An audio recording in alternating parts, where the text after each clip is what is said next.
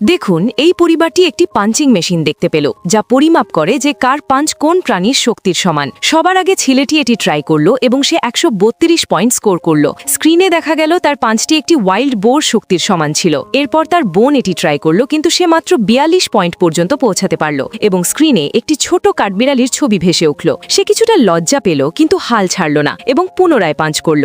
এবার সে 63 পয়েন্ট পেল এবং স্ক্রিনে একটি কুকুরের ছবি এলো, যা আগের চেয়ে বেশি শক্তিশালী ছিল।